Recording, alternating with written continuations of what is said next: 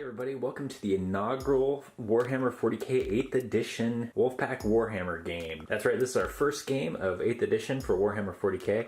If you haven't seen the how to play, feel free to jump on over to the video series that I've created that goes over the core rules of how to play Warhammer 40k 8th edition. For our first game of Warhammer 40k, we're going to be playing a 2,000 point game, Necrons vs. Space Marines, and we're going to be using Frontline Gaming's ITC scenarios. We're going to go over what this scenario comprises and how we're going to play today's game. But first, let's go ahead and take a look at the armies. Okay, to start us off, we got 2,000 points of Space Marines here. And we're using points because we're going to be playing competitive play or match play. That's versus like narrative or open play, which are other ways you can play Warhammer 40k 8th edition. Building a list for Warhammer 40k 8th edition, you can either use points or you can use power level. Power level is easier to use. It makes it a lot easier to just kind of throw some units together to create a somewhat balanced game. But the points actually allow you to get even sort of more fine-tuned list to create some balance across play. So that's what we're doing here today. I will say that this is definitely a change from 7th edition and does take a bit of time to actually sit down and look at your codex or your book to build a list, because many of your standard units don't incorporate points for the weapons that they include, and so you actually have to add those on, and it takes sort of a little bit of additional thinking.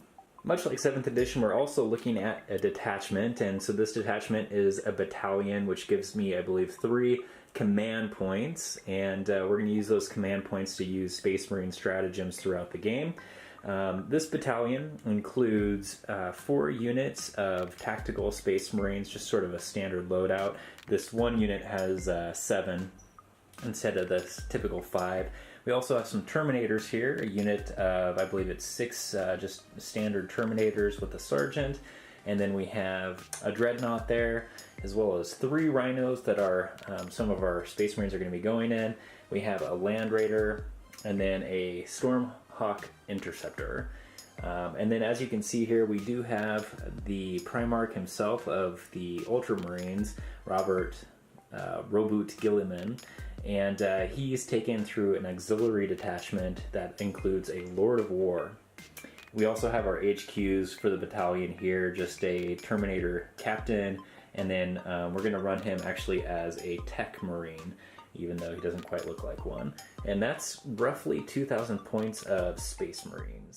Okay, and here we have 2,000 points of Necrons, or roughly thereof, just shy, probably about 7 points or so. 4 units of Necron warriors with about 15 men strong. 1 unit has 17. Then we have 2 units of Immortals, 5 strong there, and I believe they have the Gauss cannons. And then we have 2 Doom Scythes, and then a Monolith, big bad boy Monolith, trying him out.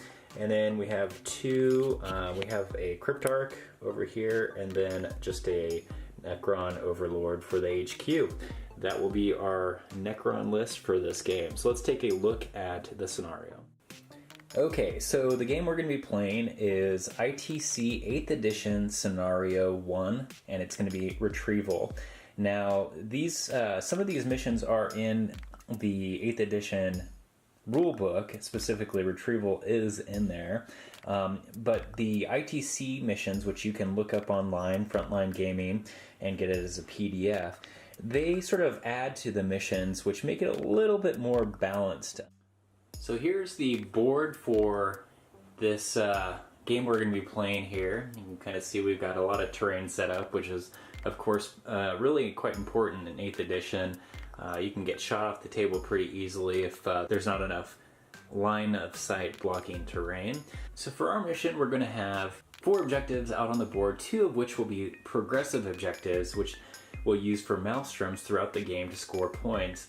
And then the other 2 will be used for in-game for retrieval. At the end of the game, each of these 4 objectives will be worth 3 points, and whoever is controlling the most of them will win the objective for retrieval.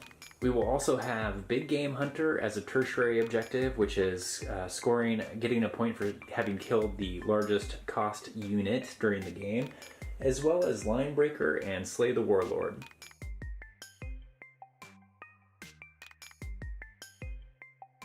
Alright, so the objectives have been placed, and this side of the board is going to be Space Marines. The other side, Necrons, will be setting up. The retrieval objectives, one has been placed here, the other one has been placed right back there.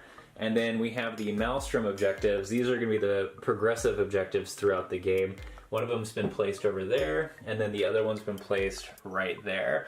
What we're going to do now is roll to see who deploys first, and then start setting up.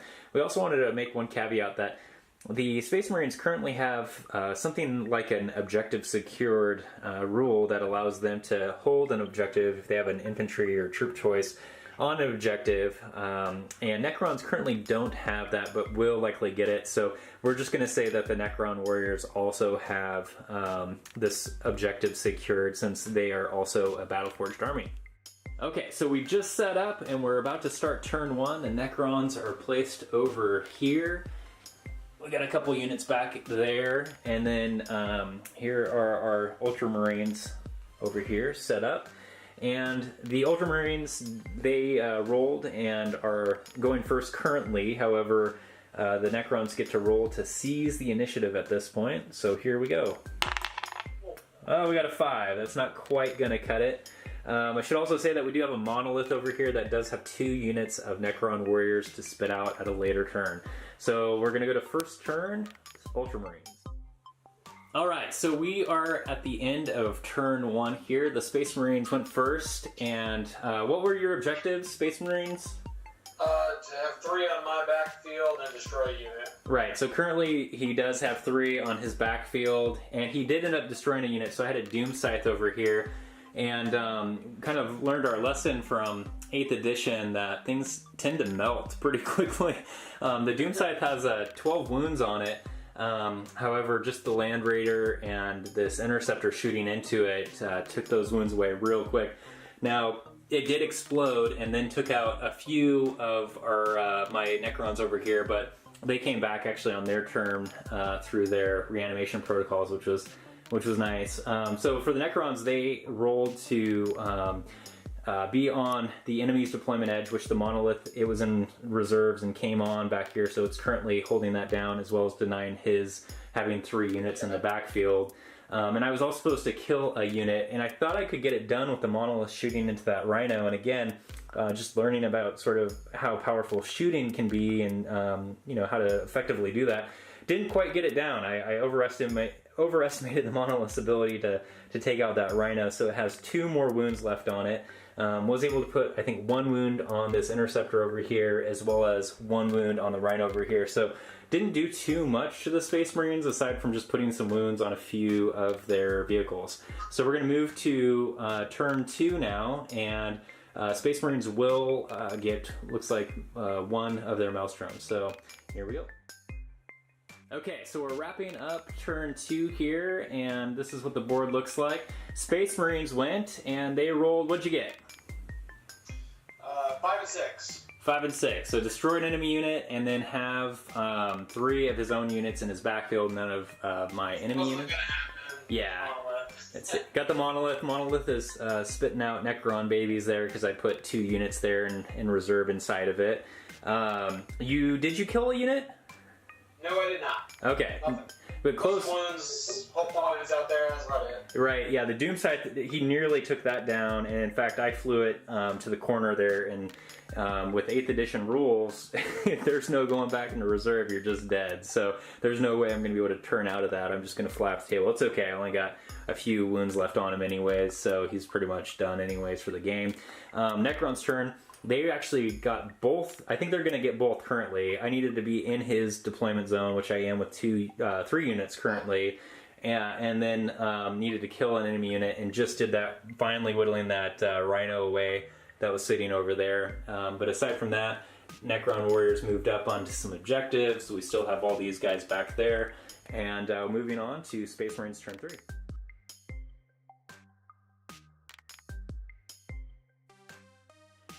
Alright, so we're at the end of turn 3 here, and things are progressing along. The Necrons kind of have flooded this end of the board, partly because the monolith dropped there and had 2 units of Necron warriors that it had to spit out, so they're hovering all back here. Space Marines went, and your objectives were? Kill a unit your backfield. Right, yeah. And pretty successful. Killed the Immortals, fire went off the table, and we managed to get the Rhino up in deployment. Yep. So, or the Land Raider there. Raider, sorry. Yep, Land Raiders in the Necrons zone over there, and the Doom Scythe was over here. He was trapped. He had to go off the table, so that was an easy unit kill for him. He also killed these Immortals that were hanging out over there. He dropped all those Terminators out and took them out nice and easy. These Warriors and the Monolith killed a Space Marine unit that was in that Rhino earlier here, and of course these Warriors are still holding down that objective. So it looks like for this next turn we're both going to get our Maelstrom. I think Necrons are still up by 2, but it's really close. We'll see what we roll here in turn 4. So let's get moving.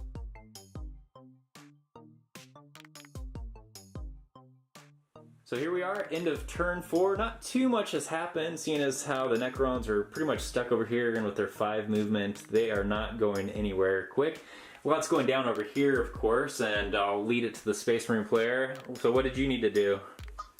I needed to kill 2 units, and we did take out that big old warrior squad that was there with the Terminators by first charging them with the Land Raider, which I still can't get over that you're charging with vehicles, but that's what it did. So they couldn't fire Overwatch. Cleaned them out, put some wounds on the Cryptarch, the top with the other tactical squad that got out. Other than that, yeah, we're just kind of trying to take that corner since the other corner is squarely for the Necrons. Yep, so the Necrons, they needed to hold down Objective 2, which they are currently doing, and they needed to kill an enemy unit, which they just really had no chance of doing since they were all over here. They couldn't shoot into anything. They tried shooting into that Rhino, but didn't do much. And of course, he has, I think, like 6 wounds left, so he's probably just going to live and stay there. But anyways, we're moving on to turn 5. We'll see how this thing starts to wrap up.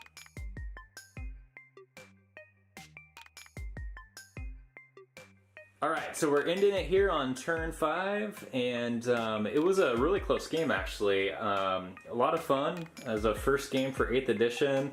I think the tricky thing for me is that some of the stuff seemed kind of similar to 7th edition, which then throws you off because it's not, and so you yeah, there are differences, and you have to really make sure you're kind of looking at the rule book and stuff. And it's simplified. They definitely simplified things, but it does make things a bit quicker as far as kind of rolling for certain things and stuff.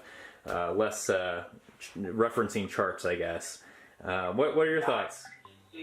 There's going to be a ton of questions that need FAQ. The rulebook doesn't address hardly anything. Yeah, there's definitely some.